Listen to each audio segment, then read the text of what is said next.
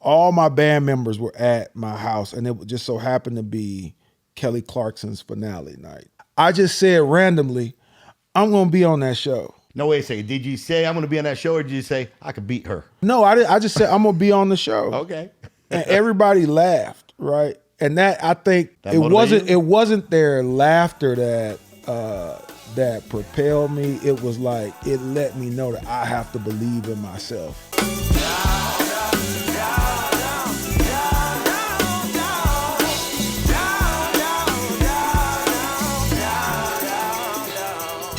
Yo, yo, yo, it's Bill Wham Bam Benamino, and it's a Wham Bam Wednesday, baby. You know, the show about ordinary people who have done extraordinary things. And today is no different. I just got an ordinary person from Birmingham, Alabama, who's in the house. And I'm just going to give you a few little hints. Number one, he's a Grammy Award R&B vocalist. He's also a Biggest Loser contestant. He's also known as the Velvet Teddy Bear. Yes, you might know it now, because he's the American Idol winner of season 2. We got Ruben Studdard in the house. Ruben, what's up, baby? What's up, man? How you doing? I'm doing awesome, man. I'm so grateful to have you here today. Blessed to be here, Brother Phil. Blessed to be here. We got greatness in the house. I mean, it's season 2 That's of right. your show, and you know I'm the season 2 champion of American Idol. So it's that's right. all synergy. That's right. That's right. Yeah. God is good, baby. Yes, God is he is. good. I didn't even think of that. That's so awesome. So I got to ask you first, Velvet Teddy Bear. Where did you get that name? Come on. The Velvet Teddy Bear name was given to me by Gladys Knight. Gladys Knight was one of the guest judges on our season. And at the end of her comments to me, the last thing she says, after tonight, you'll be known as America's Velvet Teddy Bear. That was stuck. it. That was it. That was it. And you certainly lived up to that. So I hope so. So you know what? Let's talk. I want to bring you all the way back. I know you're a big celebrity now, but I want you to bring me back to day one. Just a boy in Alabama, growing up, music. Tell us a little about that journey. I mean, was music something that you always did? I mean, you're a big guy. I mean, I remember back then you were over 400 pounds, weren't you? Yeah, I'm from the South, man, and you know, everybody here, the majority of people here are churchgoers. And so, you know, my musical journey started at Rising Star Missionary Baptist Church, where I was a part of the youth choir, just like every other kid that went to our church. We didn't have a choice. We all had to sing in the youth choir on Youth Sunday. And, you know, that's where I kind of got comfortable with performing for crowds, performing for people that I didn't know. You know, I wasn't like, you know, just like a lot of 3-year-olds just jumping out there and kind of performing. I used to have a bit of trepidation behind. Oh, yeah? You know, so I would stand by the piano and hold the piano and look at Miss Cheryl Agee, who was the choir director at the time. I would like stare at her and sing to the crowd. It wasn't until I got to be about 8 or 9 where I really got comfortable just, you know, moving around on the stage and singing and stuff like that. Now, did you play instruments growing up? I played instruments, but they were not particularly focused in the kind of music I do now. I played the tuba, so. Oh, yeah? Yeah, I did. There's not too many solos for tubas. There aren't very many tuba solos. There aren't very many bass clef solos other than for people like Verdine White or those people that play the bass, you know what I mean? Now, what made you choose the tuba, man? Is it just because you were a big guy? No. Because why do they always say like the big guys are always playing the tubas? Well, I chose tuba in 6th grade, and my shout out to my band teacher, Mr. Joseph Smith, who, you know, really helped me become a better musician. He said, it was very simple. He said, you could play trumpet like 35 other people that are in the band, or you could play the tuba and you'll be first chair next year. And I was like, well, stand out. I like to be first at everything. And I didn't know that, you know, the thing about because it was only like 5 tuba players. You know, we had a really big middle school band, but, you know, the other tuba players were going to high school the next year. And, you know, he was he was tough with me. And it really helped me become, I think, the musician that I am today. Like, he was loving and tough at the same time. He took a very particular interest in me becoming a proficient musician.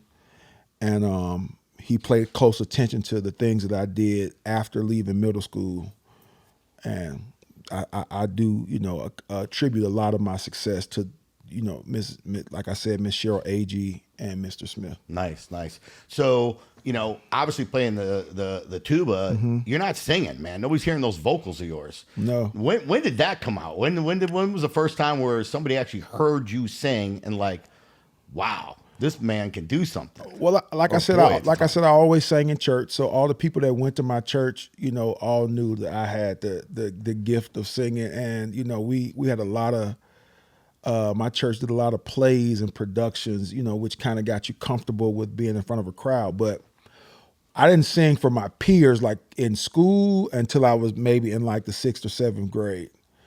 And I sung at a talent show or something like that, and everybody was kind of floored because I had, Really? I was basically just, playing the tuba and doing my thing, and I came out and I sung a real adult song. I think I sung like Levert or Gerald Levert, something crazy like that. Wow. In a middle school assembly, and yeah. So they received it well. They did receive it well. A lot of times, and I think a lot of kids today, they worry about, singing at a younger age and doing something a little different, right? That they might get made fun of and stuff. Did that ever happen to you growing up? Did anybody pick on you or make fun of you? I mean, kids were kids, man. Like, we grew up in the age where people was putting kids in lockers and stuff like that. Like, I mean, kids. Did anybody ever put you in a locker? Nah, I don't think they put you in a locker. Nah, and you know what? The thing about it was I was always the youngest kid in my class, but I looked like the oldest. Right. So in 6th grade, I was 10 years old. How big were you at 10? I had to be like 5'9". Yeah. Like, you know what I mean? You Like, were a young man already. I was, you know what I mean? So nobody kind of really knew how to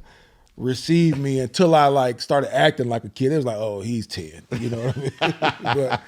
But yeah, things were, just like you see on television shows. Like, that's how my middle school and high school was. And then, you have to, I think people perceive music as like the geeky thing to do, or being in band is a nerdy thing to do. But, at my middle school, our band was actually where all the cool people were.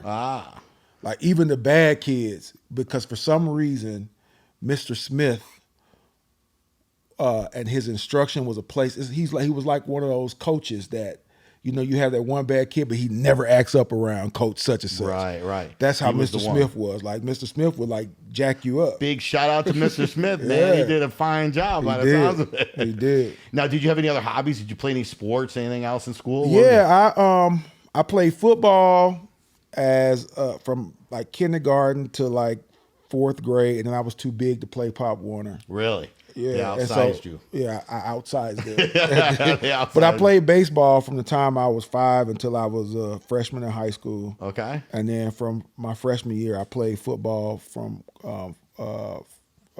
freshman year to sophomore year in college. Gotcha. And did you ever think of that? Sports was something that you wanted to do. Was that a road, or was it always music? No, sports was just a means to the next journey for me. Like, I knew that playing sports could give me a free education. And not that, I was raised by 2 teachers. My father taught auto body collision technology, and he worked for Norfolk Southern Railroad. Oh, wow. And my mom, is a lifetime educator. She's a 2nd grade teacher. So I knew that, we didn't have a whole bunch of money, but we weren't poor or broke. You know what I mean? Right. But I knew that if I got a scholarship, it would definitely be helpful. So I focused my energy on either getting a music scholarship or football. And fortunately, I did get a full scholarship in football. Let's talk about that real quick, because nowadays, with the NIL money, you got all these athletes and stuff, they're throwing money at these kids, but you don't see anything for music. How do you feel about that? What are your thoughts? Well, I think that, as a 5-year-old, if I'm good enough, I can sign a major record deal. That's not the same for a 5-year-old baseball player. He's not mature enough or seasoned enough to hit a major league pitch at 5 years old. Maybe at 15, right, but not at 5. So those are, 2, I think, completely there. There are some, there are some kid prodigies in jazz that can, have, major record deals right at 7, 10, 12 that, aren't restricted by these NIL kind of situations. I mean, like, look, we wouldn't know who Michael Jackson was without the Jackson 5. Right there. Right You understand there. what I'm saying? Yes, So, yes. like, I mean, there are things that child performers can do that child athletes can't do until certain ages. You Yeah, know? it's well said. Never really thought about it like that. So yeah, that totally makes sense. You know, so let's talk about the American Idol. Okay. Okay. Obviously, you know, we know you won the American Idol season 2. But I want to. He says the American Idol. Well, listen, it was the most watched finale out of all American Idol seasons. Am I not? Am I right? It was pretty popular. 40 million people, I think, viewed that. Yeah, it was. Yeah, I mean, I sit back and say, I bet you would like just $1 from each person that watched that episode. Absolutely. Yeah, wouldn't that be all right? That would be great. So, but you know, prior to that, did you ever think that you were going to be the next American Idol? Even when you tried out, when you made the decision that, hey, I'm going to do this, and let's talk about that. Okay. What made you make that decision? So, and I'll be completely transparent about it. You know, at this particular point in my life, I was in Birmingham, was 23 years old, and I was working at this place called Alabama Clinical School. And we won't go into it. Oh yeah, It's kind of like give the viewers a little something about it. It's kind of like a jail for juvenile delinquents. Right, okay? right. Problem people. Yeah. So, and I also was on my off days. I was playing in a band called Just a Few Cats. Okay. And so we were really, really popular. Was it a jazz band? It was a jazz band. I can see that. I can see that. And we, you know, got to a point where we were, you know, I was out grossing my check from on weekends. Like for 3 days, I would make more than I made for the week at the other place. Gotcha. So I remember one day, all my band members were at my house, and it just so happened to be Kelly Clarkson's finale night. Mm. And we had just had a concert, and you know, we were having a couple beers and just, you know, chilling out. Yeah. And I just said randomly, I'm gonna be on that show. No, wait a second. Did you say I'm gonna be on that show, or did you say I could beat her? No, I just said I'm gonna be on the show. Okay.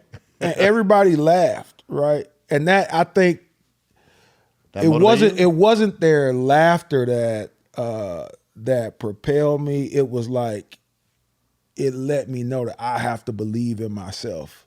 True. In that moment. And I don't think they had like any malintent, like, you know, because we were serious musicians. Right. And let me just say, like, in the jazz world, those kinds of shows are looked at as like cookie cutter. You know what I mean? Like, not real music. Right, you know what I mean? right. So like, who made... I know, man. I love me some jazz. I'm not gonna lie. BB King, go to Memphis, go down there and listen to some of that stuff. So, New Orleans, I love that. I subsequently, I'm in a music fraternity called Phi Mu Alpha that I, you know, pledged when I was a freshman in college. What's that like? What do you got to do to pledge to be in a fraternity for that? I mean, I know what I did in football. What'd you do in music? I mean, it was... Come on, man. I want stories, baby. I want stories. What's pledging like? It was a very purposeful process where we were educated on the things and the history of Phi Mu Alpha Sinfonia music fraternity, and that's all. That's it. All right. I got you. So, it's confidential, folks. That's what he's saying. Nah, it ain't even confidential. Those are facts. Like, we were educated on the things that are necessary to become a member of Phi Mu Alpha. That's what the process was. I love it. So, my fraternity brothers were in a movie called Drumline. Mm-hmm. Big movie. And they got tickets to the premiere. So they sent some tickets, because these guys are in Atlanta, but we have had a close relationship with them. So they sent us some tickets. There's some guy that hit it big out of that movie. Yeah, Nick Cannon. So. Yeah, Nick Cannon was. Yeah, right. That's what we're all. He was all right. Everybody wanted to play the drums after they watched him. We're all connected in some kind of way. That's right. You know what I mean? And so I came over to Atlanta for the Drumline premiere, and I ran into a finalist on the first season of American Idol, this young lady named Tamira Gray. Oh yeah, I remember. And I said to Tamira, because now I had already auditioned for the show. Okay. and I made it to Hollywood. Oh, you were in Hollywood at this point. But nobody knows it, or this is because we're at home. We're not Right. You're not supposed to know. Right. Yeah. So I walked up to her and I said, "Hey, I'm Ruben Studdard. Just wanted to introduce myself to you. I made it to Hollywood." And she was like, super nice, like, "Good luck. I hope you do well." And I didn't see her again until the night I won. Oh, really? But it really just like for some reason, meeting her that day kind of let me know I was on the right track. You know what I mean? I hear you. It wasn't like she had anything super encouraging to say. She was just like, "Good luck. I hope you do well." And, she went on about her day at the thing. And I, subsequently, maybe like 2 weeks later, I went to Hollywood and killed it. Yeah, you sure did. Leading up to that, though, were you one of those guys that stood out in line for days or hours, or what was that like getting in front of that first audition? I went to Nashville with one of the young ladies that sang in my group, and we stayed the first night outside in Nashville. So you slept outside. Yeah, That's we what people did. were doing, yeah. And it was a lot. It was like 1,000 people. What'd you sing? I think my first audition, I sang "Ribbon in the Sky." Come on, let me have a couple bars. Oh man, Come on, man, acapella, a couple of quick bars. I ain't got it in me right Come now. on, man, you always got it in you. Oh, so long. But no, I sung "Ribbon in the Sky." I sung "Never Too Much" by Luther Vandross. I take that back because there are, and 19, please don't be mad at me for telling this process, but so there are a couple of auditions you have to make it through, right, before you get the Randy Paula and Simon. Mm-hmm. Exactly. So there's like associate producers, executive producers, and then you come back to audition for everybody, right? Yeah. So I auditioned for some associate producers who end up like being the people that work directly with us on the season. I'm still friends with them today. Patrick Lynn, and just a lot of people that were there at the very first audition, and then Simon Lithgow, who is one of the executive producers' son. So our executive producer's name was Nigel Lithgow. But right, one of his sons was one of the producers, and he was one of the first people I sang for, like on the second part, and so. I remember because my car had broken down. Like as I'm going through all this process, like now my car is shot, and I told my mom, I said, "Mom, I gotta go to Nashville. I gotta audition." And you have to understand, like my mom, has been through all of the auditions. Right. She's been doing it with me since I was like 7. I would be like reading like comic books and seeing like there's an audition and such, like, "Mom, can you take me?" You know what I mean? And my mom was always the one. So now at 24, she's like, "Another audition." Yeah, but you know what? I think that's freaking pretty cool. Yeah. The thought that you wanted to do it, not mom, because most moms are like, "Come on, son, we got an audition. We're gonna go showcase your voice." You know what I mean? My mom's sole focus for me was education. Yeah. Like that is how she achieved her goals. And so for her, that's where she pushed me. Like her energy was into pushing me towards getting more education. Right. And the music thing for her was a hobby that she supported. Gotcha. Okay. Gotcha. I got it. Even though in college I was a music major, so she had to know like this is what he wants to do. It's really what he wants to do. But you know what? Talking about the deep dive into being American Idol, and I actually I got the pleasure to experience some of that with my daughter. Kylie actually tried out one a year. She was about 15 and made it to the final round. And I was a guy, she came out, didn't have the golden ticket, behind her back, and she's like, they just said I need to be a little bit louder. But she had made through some stages, but it was very produced. Yeah. It's much different than what most people know it to be.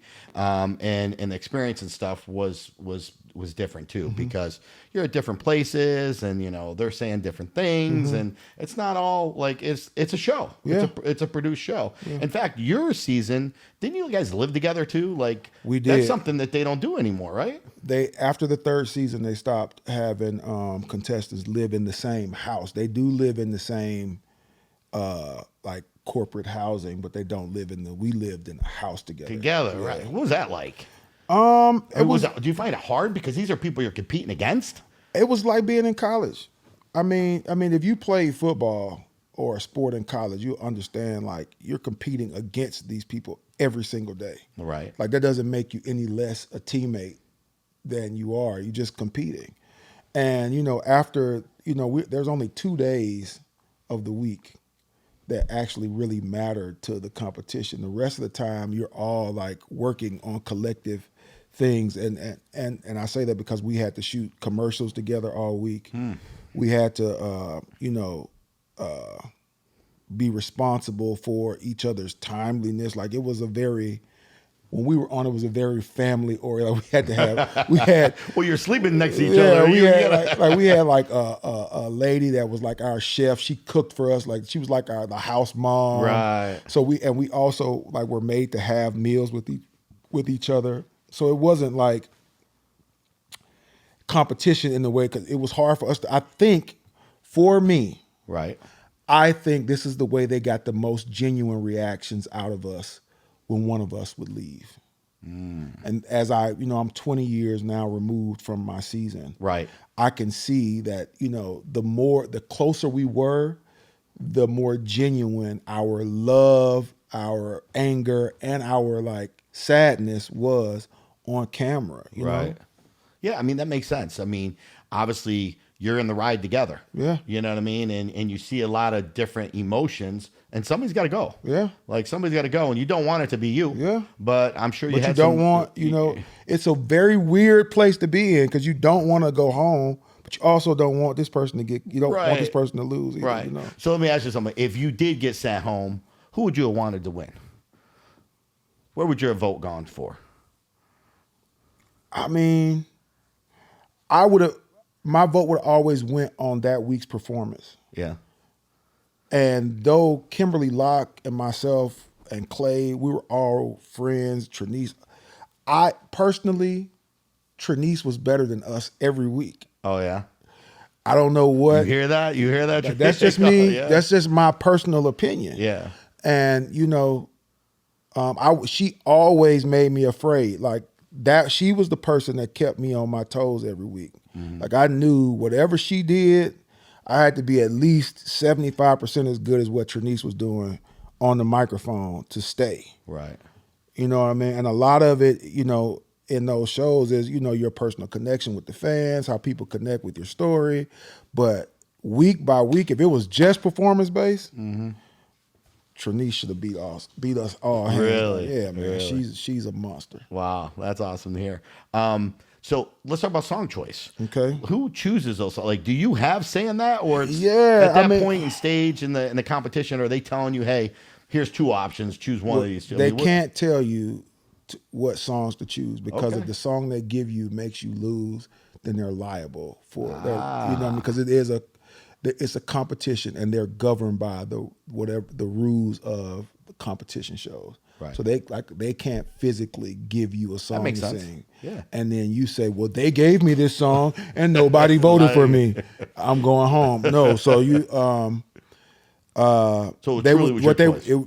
really they just gave us they did our music supervisor Susan Slamer will always do such an excellent job of giving us every single option that we had for songs to sing in that particular genre.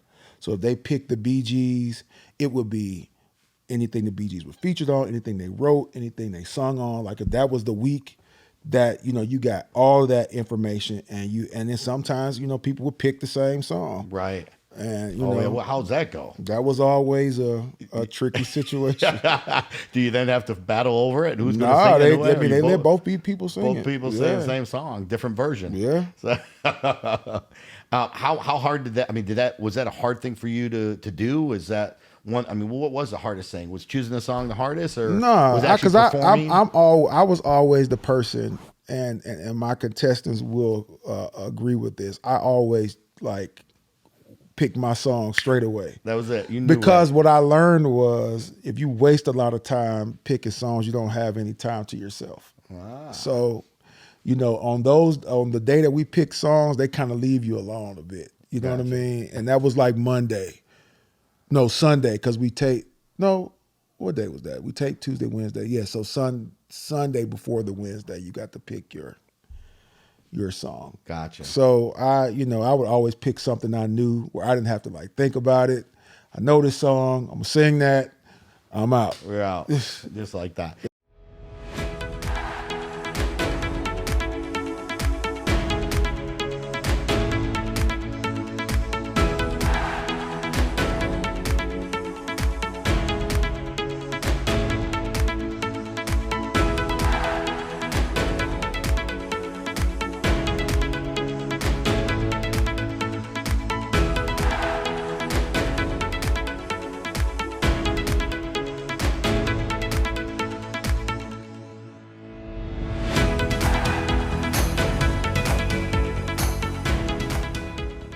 So, talk about the first time you were live on TV. What would you do? Do you remember that experience? I mean, obviously, it's nothing to you now, but do you remember that experience when they're like, okay, we're going live, and you're up and you're getting ready to perform, and this is the first time, and you got. I'm gonna give you some behind. You're gonna have to pay for this information. I see you got this big stack of hundreds over here. That's right, baby. So, like our very first live show, we were actually stuck in an elevator at the studio. We were supposed to the show tapes. So if it's 8 o'clock here, it's 5 o'clock in LA. That's live to the East Coast. Right. So you always come down at 4:45, which you'll be on seated at 5 o'clock. Well, we get on the elevator at 5:45 to come down, and it's stuck. Like we're stuck in between floors. Really? And they are scrambling, trying to figure out, because this is the first live show of season 2. You're stuck in an elevator. The whole cast. The whole cast. Wow, Yeah. that's awesome, fantastic. They had I don't know how they figured out getting the fire department there, and like literally, they got us off the elevator, and it was like, and 5, 4, 3, 2, and we're sitting on the couch like. We have like ran down the hall, sweating coming down from you. Like, yeah, man, that's hysterical. Yeah, and well, that's one way to take away the nerves. I mean, literally, and the thing about it is people always ask, like how difficult is it to perform in front of the American Idol crowd? Yeah. Well, millions of people watch the show, but there are only 200 people in the audience. Right. So I mean, I'd done that when I was 6. Right. How did they choose those 200? They stand outside and lie. So they're outside. Yeah. Do you get any tickets? Like they give you a crew? Like, hey, no, your family gets. You get however many family members you want. That can, because people are flying. They have to fly to LA. You got a big family. What happens? It depends. Like Julia D'Amato had a big family. It's Italian. Yeah, respect, man. That's big Italians. We have big families, man. I loved her dad. He was there every week. That was my guy. But the cool thing about taping at CBS is that you get to see all these things happening that you see on television as a kid, because they tape The Price is Right there. Yeah. So when we're coming to rehearsal, the people are lined up to go into The Price is Right, and you get to or like you get to meet like the cast from Young and the Restless, because we're all eating at the CBS Live cafeteria every day. So those things were like things that for me were like invaluable. Yeah. Or like, at the time Wayne Brady had a talk show. Love Wayne and Brady. his dressing rooms were above ours, so we could go upstairs and like talk to Wayne. That's cool. Yeah, it was cool. That's cool. What's the money like? What do they do for you guys when you're there? Like, I know they got to take care of you, obviously, right? I mean, well, did they take good care of you? I know things have changed. We're technically amateurs at this point, right? But after a certain amount of time on the show, you have to join the union, because that's just like part of it. Yeah. And then things change, But I'm thankful for AFTRA and you're thankful you won. I mean, like, because I would have done it for nothing, right? Just to get to the end, you know what I mean? You see so many people that are standing out there trying to do what you did. Once you get to a certain point, I'm telling you, like we used to be super excited to get them union checks. Yeah. because you know, like What is that like? You see a couple extra zeros on couple there. $100, you know what I'm saying? Like you I'm happy. getting paid to have fun and Yeah. sing and And I mean everything. everything. The only expense you incur for American Idol is when you're going to the first star. Once you make the top 20, Yeah. like everything is Everything paid taken for. care of. Every meal, every outfit, and like we literally You get like to keep all your clothes? Yeah, I know I mean, people who- ask me that. They were yeah. like, because we put out there, said you were come on a show, some good questions, and somebody actually asked that. They're like, I wonder they keep their clothes that they get to wear on the who on else stage. would wear 'em? Yeah, well, it's true. It's I true. mean, you've already performed in them. They know we got to give them back. Nah, What about jewelry and stuff? Did you know that? No, we did not. I take that back. We did get some jewelry, but it was at the end. Okay. So at the very end of the show, this is not because Paula was making jewelry at the time. Oh yeah. So she had her own like little jewelry line or whatever. She would give us stuff while we were on the show. But at the very end, Randy worked it out where Jacob the jeweler would give me and Clay a watch. Oh, the dog Yeah, came so through for you. So he did, man. The dog came through. The dog came through, man. I got my first some real. ice on it? It did not. It was, but it was It was nice. So like It was free. It was free, and I'm thankful, Jacob. Like, thank you so much. And Awesome. I came right to New York and got a bezel put on it, like right after I Nice. won. There like, you go. There you go. So let's talk about the judges, man. Obviously, it's way back. I mean, American Idol just started. Just mind you, season it's hard 2. for me to remember all this. This is I 20 know, years ago. I know it's 20 Okay. years ago, All man. right. I know, but I'm bringing you back in time, and it looks like you got it, man. All right. You got that $1 million smile. You remember it like it was yesterday. Okay. Close them eyes. Who's your favorite judge? Oh man, I like them all for different reasons. Yeah. And I can say that now because I have All right, let's start with, different perspective. with what everybody wants to know, Simon. I like Simon because he was super honest. Okay. Like his critique came from a music executive's point of view. I'm going to say he wasn't honest one time because from what I know, he told you that you didn't look like the next American Idol. Is that true? I mean, he did say that, but he didn't say that. Yeah. One of the producers said it, so people get it Okay. confused. Like he never like that was from another one of the producers. I gotcha. Right. You know what I mean? gotcha. Simon, he gets a bad rap. He does. You know what I mean? Not Just- anymore. I think now he's as he's gotten older and been around a lot more, he's a lot more lovable. You know. Yeah, back but you then, know he you was- have he to- was- people was like he's mean. But also, you know, we were closer to the judges than they are now. Yeah. If that makes sense. Like the show, like when the show became huge when we were on. That's right. So a lot of the things that people may experience with, you know, Paula was the biggest star. Right. Period. Like What'd you that think of her? She was the nicest person ever. Yeah. Like Not always too bad on the super- eyes either. I Not wanna at say. all. Like always super caring, always like asking if we needed anything. Like she really, you know, invested a lot of time into us, you know, personally. You know what I mean? Her dressing room was on the same floor as all of ours, and she was just she was always a joy to be around. Randy was a wealth of musical information. Like you could, you know, ask him about anything or also even after, like, you know, like especially when we went on tour, like he was like he kind of helped organize the Idol tour when we were on it. Yeah. And so he kind of was like that big brother kind of, you know, Putting it all together. and and also he gave and he was the person that chose the band, and he gave my music the cats in my band from Birmingham an opportunity That's awesome. to perform on the tour on a major platform. So, So they for got that, to do that. Yeah. That's awesome. I love that. I love to hear those things. Definitely love to hear those things. So what about the fourth judge?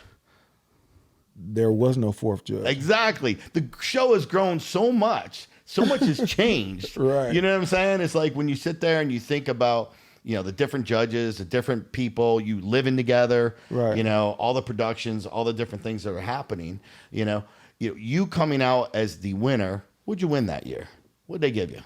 A recording contract. A recording contract. So tell the viewers a little, because I want to know too. I know Okay. I know a little bit, but let the viewers know a little bit about like what is that entitled? Because a lot of people feel like, oh, you're owned by American Idol at that point in time. Is it really a reward? I know it's a blessing, right? You Right. won, you got a recording contract, it's great, but how does that work? I mean, well, the business of music is the business of music. You know, we won a show, so our reward for winning that show is a lucrative recording contract, which most artists, when they're making their first album, do not receive. The kind of advance we receive, So they give you an advance. the kind of, recording budgets we received as a first time artist. You know, when you put all those things in perspective, it's few and far between to see those kinds of recording contracts for people that have never proven that they can sell a record. You know what I mean? Right. And the great thing about being on that show is you have everybody wanting to make a record with you, unbeknownst to you. You know what I mean? Like Right. I had people that I had admired forever, like coming up to me like, hey, I sent some records to Clive for you. I'm like, oh, okay, I didn't know. I need to ask you. You know what I mean? Yeah. So it was just such an amazing platform, man, like that, to get the opportunity just to, because I went on there just so somebody could hear me and give me a chance to have a record deal. Mm-hmm. And God's plan for me was much bigger than my plan for myself. Right. Do you ever have any look back now? Because now you see 20 years later, a lot of these kids are getting a lot more than obviously what you probably went through, and maybe a little bit more opportunities and stuff. I know like athletes are the same way. Right. Things change. They're getting paid a lot more. They're, times change. They're getting more money, get more opportunities to do things. Do you ever kind of look back and say, man, I didn't have that 20 years ago? Well, let me just say that our American Idol season was like the golden years. It was. You know what I mean? And a lot of the things that we got, people look subsequent seasons and say to us, we wish that we had the things that you had, because Fox was throwing a lot of money at their television shows, and the producers were from another country. So a lot of things that we got to do, they kind of learned that they didn't have to do as much. You know what I mean? I So got you, yeah. our experience, like my experience, Kelly's experience, Fantasia's experience, is different than Carrie Underwood and subsequent seasons, because they kind of scale back a bit on Right. things. But It's amazing the amount of money they and put it's in also production. also different too, because they switch record companies in between, like 1 through 5. They went to another company, and then they came back to RCA. So Gotcha. Things like that. things are happen. different. You know what I mean? Right. Like, I mean, the first 4 of us, we were with Clive Davis. So like, there's nobody better in music, Right. To produce an album or work with your project than Mr. Davis. So we had, opportunities that, subsequent seasons didn't get an opportunity to have. Right. That's true. That's true. Well, it just amazes me too, the production and what goes in it, especially today, what they're putting into, just a show, and what that's like. One person sings and boom, they're off the stage, and they're getting set up for the next one. That's got to be crazy in itself. Just, I mean, well, I think the difference now is that, everybody in the system was invested in us becoming great artists. And I think now the show is more important. You know what I mean? Sure. I mean, and they've been able to sustain, because you have to make a great television show in order to be around for 20 years. Right. And I think, when we were on, our show was kind of like, not as like like all these things going on. Right. And it was just about us singing. And I think it just goes to show you, like, that, it's give and take in this industry. Well, what's nice is to see you come back Yeah. and perform, Yeah. with all those bells and whistles that they Oh have man, now. It's a listen, whole different environment. listen. It's like going to a high school reunion, because a lot of the people that were assistant producers are now like executives. People that really started with us Right. are like now like our PA is the executive producer now, and she is just an amazing person, and they give people a chance. That I like the way that the people behind the scenes give the people that work on the show a chance to grow and learn and move on and do things and come back. Yeah, that's great. I got a pitch for them. Okay. I would love to see the first 20 winners all in a competition. I would love to see that now. That would be kind of cool to me to see.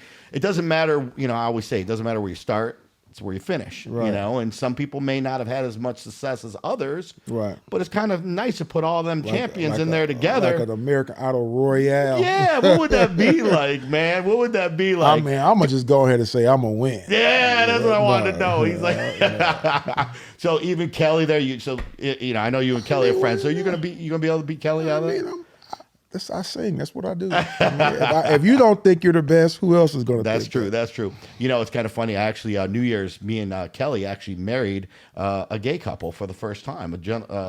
Two guys right there on New Year's in the middle of her concert. Wow. It was super cool. She stopped the concert, stopped the show, and that's when you start realizing people are real. Okay. These celebrities are real people, Yeah. and I think that's such a great thing to see. That a lot of people that come out of competitions and shows like that, they don't forget where they come from. Man, listen. We are all. We've all been really blessed to have had that opportunity and that platform. You know what I mean? And so, you go through your whole life like trying to figure out how you're going to do the thing that you love to do the most. And American Idol gave us all that opportunity. Yeah, that's awesome. So let's pivot now. How do you end up on The Biggest Loser? Another competition show. Is it just that you want to compete Man. and you had an opportunity? How did that come about? I can't really even remember how I ended up on that show, right? If I'm not mistaken, one of the producers just like cold called me. Yeah. Just like, hey, I'm friends with one of the producers at such and such. I'm from The Biggest Loser. Would you be interested? And I was like, no. No, you don't want nothing to do with it. No, I'm cool. I don't want to lose weight. I'm good. good. I And don't want then- somebody yelling at me all day. Nah, man. And then, like, as soon as I hung the phone up, I was like, you know what? Let me think about that. And I think I reached back out to him and started the process all over because I was I'm different than everybody else on that. We know you're different, Ruben. No, and I don't mean it in like a good way. And I don't mean it like in a negative way. Like I had contracts and stuff that kind of I had to like get clearances to be like, can I do X, you Y, do and do? this? Yeah. Yeah. So once everybody was cool with it, because I had just signed this deal with Verve and David Foster and all these people, and then I had to see if my previous management situation and my Would allow you. Yeah, so it was a whole thing that I had to. Once everybody was clear with it, I was like, yeah, let's go with it. And you know what? It was it's so funny because yes, it was hard. Yes, it was trying. Is it real? What people it see is on TV 100% real. Okay. But I felt like I was my whole life had got me to the place where I would be prepared to do something like that. Right. Because I had already had a million cameras in my face. Yep. Some people get very nervous around cameras. You got that $1 million smile, man. Nah, but even it takes a minute to get comfortable in reality TV space. Yeah. Where people are watching you. Every move you go. Yeah. So like, for me, it's just like another person being in the room. Right. Because I, lived in the Idol mansion with cameras everywhere. And so, we grew accustomed to it, it's also like difficult for people to understand how to answer people's question with the question in the answer. Yeah. So when they say, well, how does it feel to be on Biggest Loser? The reason why I like Biggest Loser is XYZ. That's what they're expecting. Most people don't know that because they Right. haven't done. So those things were very comfortable for me. Also because I had played athletics my whole life, having Dovette as a coach wasn't very different for me. Right. And he and I had a really great understanding. Like I just let him know, like, hey man, you don't have to ask me 35 times to do something. You say it once, I'm gonna do it. All right. And he also let me know, like, hey man, I'm also like on this show as Dovette, so I'm probably gonna have to fuss at you once or twice. Right. But he, like we just understood each other. Like I understood the whole production of it all. Like, You had heads up on it for sure. yeah, and it wasn't that the people on The Biggest Loser gave me heads up. I just Knew about it. knew what was from up. What you went through in American Yeah, Idol, being like, an athlete. There and all is that. no bigger platform ever. Right. No matter how big Biggest Loser got, they would never be as big as American Idol. Right. You feel what I'm saying? Yes, 100%. So, it was life But was it changing. harder or easier than American Idol? Because American Idol, you're singing, you're doing what you love to do. Man, I would say it was physically harder, but Idol is mentally harder. Okay. I can see that. I can see how that makes sense. You know what I mean? Yes. Like there's a kind of focus. Well, I think in The Biggest Loser, it's you against you. Yeah. No, You know what I mean? Yeah, you're fighting yourself to lose weight. You're into yourself. Yeah, but it's still a team sport too. So it's all these other little things are going on, which you have to like encourage other people to like, come along and be a part of the journey because you need them to keep you from going home. Right. You know what I mean? That's like true. you need them That's to true. work Yeah, hard. Yeah, that's right. You feel what I'm saying? So, yeah. So like for me, like you need it's just like talking to your team. Hey man, I need you to block this guy so we can score a touchdown. You know what I mean? Like that's the kind of vibe it is on there. Right. How much weight did you end up losing? I know you were over 100 pounds. Yeah, I did lose more, like 115, something Yeah. like that. I think it was 129. If you I'm not must have looked it mistaken. up. Yeah, I might have looked it up. I might have looked it up. You're I think cheating. 129. You're cheating. I cheated a little bit. I might cheat a little bit. But that's a lot of weight, man. That's a whole person. But were you disappointed when you didn't get further along? No, because I got injured, which is something that most people don't, if I would have stayed longer had I not hurt myself. Gotcha. You know what I mean? Yeah. So, and then it is what it is. It's like, well, they didn't really cry about anybody. Like you get hurt and you can't work out, you got to figure out a way to work out because you still have to lose.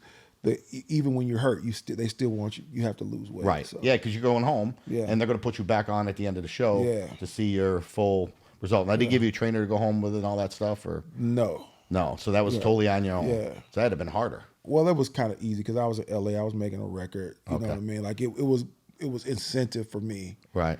to lose weight because I was like, you know what I mean? I'm gonna be on doing this. It was a whole thing. Like, you know what I mean? Like I had just like did the thing with David Foster. Like, and so now I'm like really focused on what we're doing next. And so like the Biggest Loser part was just like the kind of thing that kind of pushed me to look even better for my performances. Gotcha. You know what I mean? Gotcha. So you moved on that. You've done some cool things in Broadway. Mm-hmm. What got you on Broadway? Was that just something like, hey, let me check this off on my resume and get this done too? Prior to Biggest Loser, maybe like 2 or 3 years prior to that, I had just done the 30th anniversary or the 40th anniversary of the Broadway musical Ain't Misbehaving.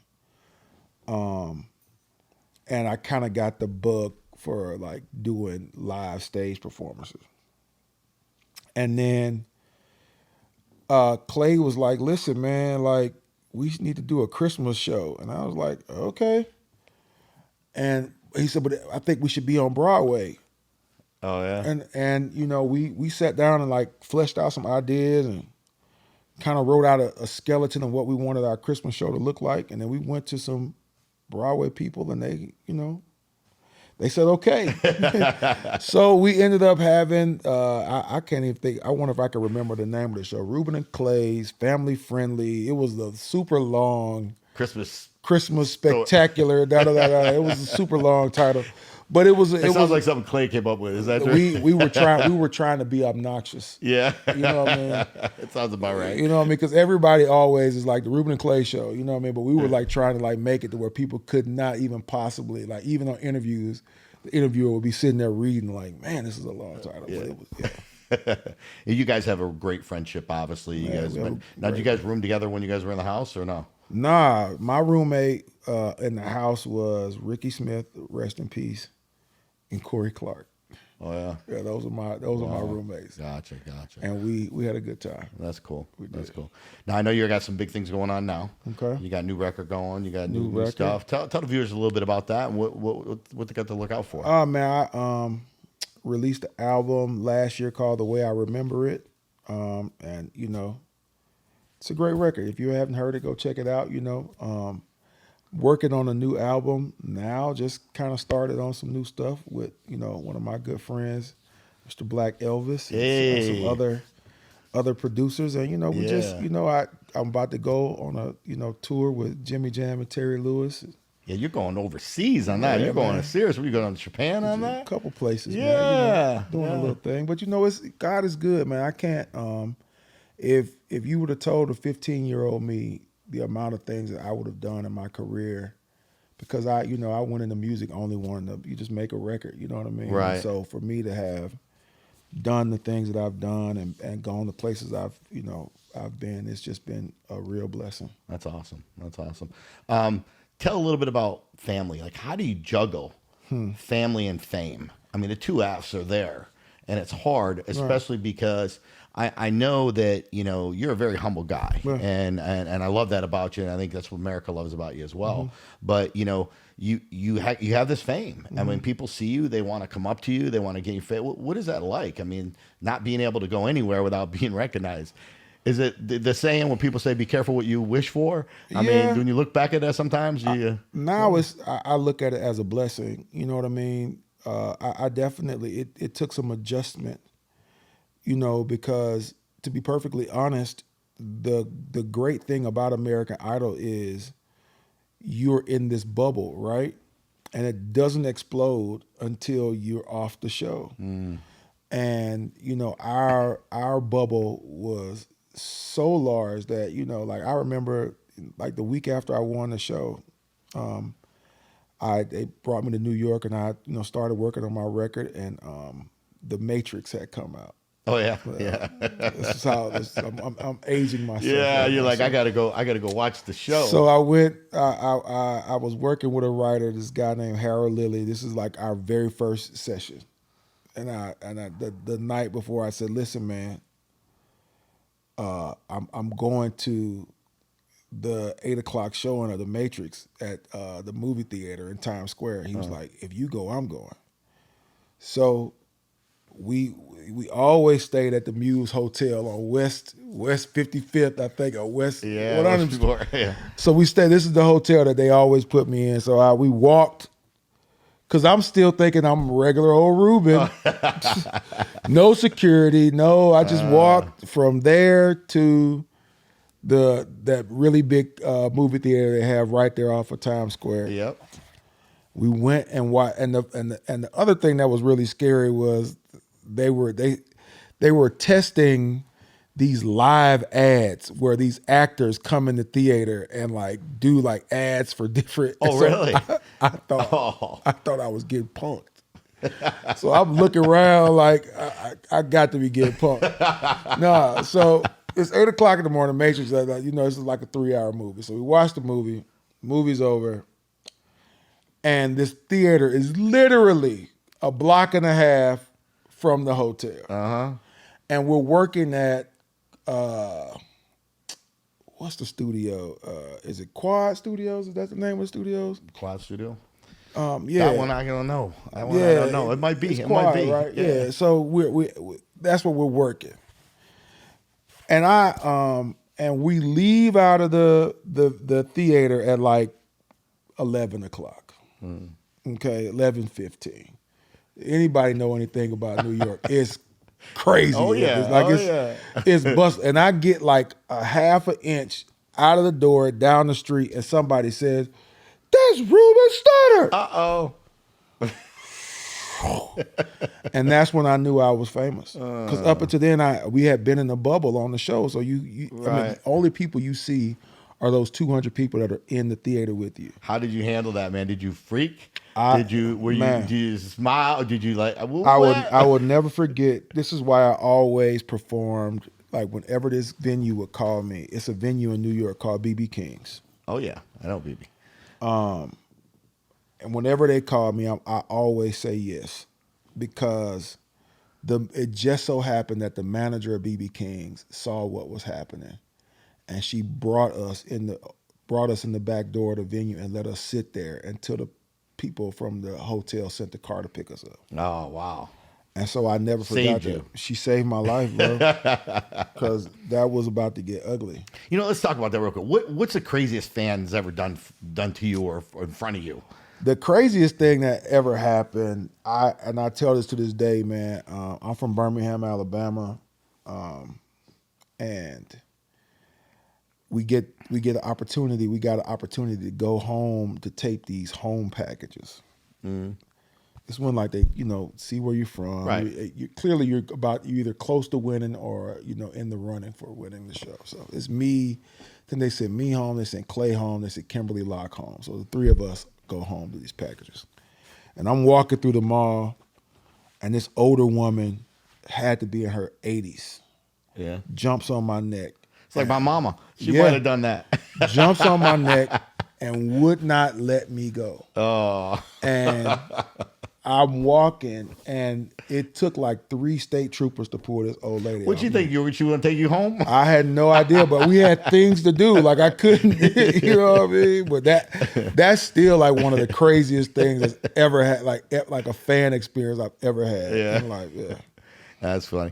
So, you're a dad now. You're a new dad again. Yeah. Okay. Got a new baby. New baby girl. Baby girl Henry, yeah. And gonna be a real man now. Now you got to grow up. What's man. gonna happen now, man? I'm excited, man. Do you sing to her every night? I do not sing. Oh. But I'm excited to see what they decide to become. Mm-hmm. And I'm thankful that they have 2 parents that have, done pretty well for themselves. And they can, make excellent choices based upon the examples that they have in their family, Right. I really am blessed because, I didn't even know if I was like going, thinking about having kids for real. You know what I mean? And God blessed me with a wife, and we had Olivier, and then now Henry, and so life is really great. That's great. That's great. Being famous, making some money, having that opportunity. What's harder now? Is the business side hard? Because now you're not just a singer. You got a business side of it all. You got to money manage. You got to do things, and a lot of kids don't realize today. And like we had a lot of professional athletes after 4 or 5 years, they're broke. Because they didn't do the right things with the money. Have you found that challenging and stuff? And what would you suggest? And some of these young singers that are starting to make a little money, what would you tell them? I would tell them to find the thing that gives you longevity, right? Because everybody is going to make a bad money choice. Have you made a few? I've made a few. Yeah. You know what I mean? But thankfully, the career choices I've made have kept me around for 20 plus years, where I've been able to cover up those bad mistakes with working. Right. You know what I mean? Sure. So just, find something that you really love, because you're gonna stumble, you're gonna make mistakes, but if you love what you're doing, you'll be able to keep moving forward in that. You know what I mean? Because there have been probably several times where I've had things happen to me where you feel defeated. Yep. But I love my job. I really do love it, and I couldn't imagine not doing what I do for a living. Well, you do it really well as well. So you've made a huge impact on the world. Thank you. You know, and it's one thing to make a huge are you a Roll Tide guy? Are you Roll Tide, baby? I did not go to Alabama, but I am a Bama fan. All right. So, but when you talk about a little town, where you come and then realize, okay, you're not just making an impression on your state, Right. not just the U.S., but you're worldwide, baby. Like there's people all over. Like I said, you're going to Japan. You're making impressions on everybody. Right. So you got to be very, very thankful. God put the right person in the right place. Appreciate you being here today, man. Really enjoyed talking to you, and love everything about you, man. I'm a big fan. I appreciate you having me, man. This platform is it's amazing. I appreciate it. So there you have it, folks. Another episode of Wham Bam's podcast. And as I always tell you, if your life was a movie, would it be worth watching? And if the answer is no, then stop being ordinary and start being extraordinary. This is your boy Wham Bam. Till next Wednesday,